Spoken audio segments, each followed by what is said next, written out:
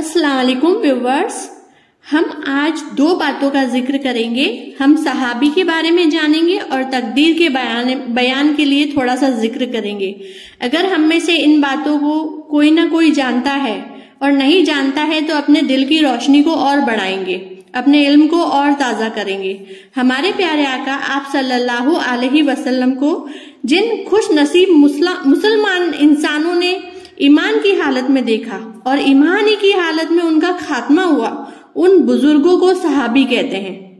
इन हजरात का दर्जा सारी उम्मत में से सबसे अधिक बुलंद मर्तबे वाला है और अल्लाह ताला ने इन्हें शमाए नबूवत के परवानों को बड़े बड़े दर्जे अता कर दिए हैं। यहाँ तक कि बड़े बड़े दर्जे के औलिया भी किसी कम से कम दर्जे के सहाबी के मर्तबे तक नहीं पहुंच सकते। इन सहाबा में 4 दर्जों के लिहाज से 4 सहाबी है। इनका कुरान शरीफ में जिक्र किया गया है। पहला हजरत अबू बकर सिद्दीकी, दूसरा हजरत उमर फारूक सिद्दीकी, तीसरा हजरत उस्मान गनी, चौथा हजरत अली। हजरत अबू बकर सिद्दीकी नबी सल्लल्लाहु अलैहि वसल्लम के बाद आपके जानशीन हुए और इस्लाम की जड़ों को मजबूत किया, इसीलिए इन्हें खलीफा भी कहते हैं। नबियों के बाद उम्मतियों में से सबसे अधिक आला यही थे। ये हमारे रसूल के दूसरे खलीफा है। हजरत उमर रज़ियल्लाहु ताला, हजरत उस्मान जानी रज़ियल्लाहु ताला तीसरे खलीफा है और हजरत अली रज़ियल्लाहु ताला चौथे खलीफा है। अब तकदीर का कुछ बयान करेंगे। दुनिया में जो कुछ भी भला बुरा होता है सबको अल्लाह ताला उसके होने से पहले वह अल्लाह पाक जानता है और उसमें इसी ज्ञान के अनुसार भलाई बुराई लिख दी जाती है। उसे तकदीर का नाम कहा जाता है। जैसे होने वाला था और जो होने वाला है पहले से अल्लाह ताला के इल्म में है, उसी को लोहे महफूज में लिख दिया गया है। यह ना समझो कि जैसा आपने लिखा है यानी अल्लाह ताला ने लिखा है वैसा ही हमें करना पड़ेगा, ऐसा नहीं है। यानी हम जैसा करने वाले थे अल्लाह ताला को इल्म था और वो उसमें लिखा जा चुका है। तकदीर पर ईमान लाना भी दीन की जरूरी बातों में से है।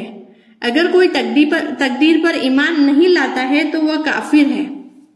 तकदीर के मसाइल आम लोगों को समझ में नहीं आ सकते, इसलिए तकदीर के मसलों में अधिक विचार विमर्श करना या बहस करना अच्छा नहीं है।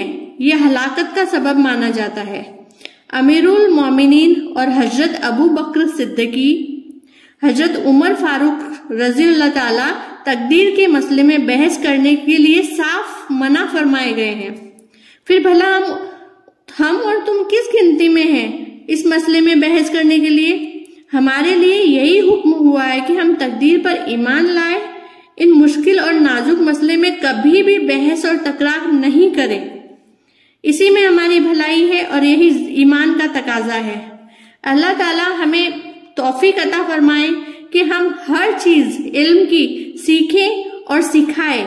हमारे इस्लाम में यही फरमाया गया है कि जो इल्म अल्लाह ताला हमें देते हैं तो हमें वो दूसरों तक पहुंचाना चाहिए और हमारा फर्ज बन जाता है अल्लाह ताला हमें जो नेमत देते हैं उसका सही इस्तेमाल करना आना चाहिए। यही इस्लाम में दाखिल है और जो अल्लाह ताला का कहना मानता है अल्लाह ताला उसे जन्नत में मुकाम अता फरमाता है। तो हमें भी जो कुछ हमें आता है तो उसको हमें बयान करना चाहिए, हमें दूसरों तक ये संदेश पहुंचाना चाहिए ताकि वह भी ये चीज सीखे। किसी के इल्म में हर चीज होती है, किसी के इल्म में नहीं होती है। वो उम्र में छोटा हो या बड़ा, किसी भी उम्र में हो सकता है। तो अगर हमें आता है तो हमें हर प्रकार की संदेश उन तक पहुंचाना चाहिए, अल्लाह ताला को राजी करना चाहिए। अल्लाह ताला हमें ऐसी तौफीक अता फरमाए कि अपना हर चीज, हर नेमत जो हमें मिली है उसका सही इस्तेमाल करना जाने।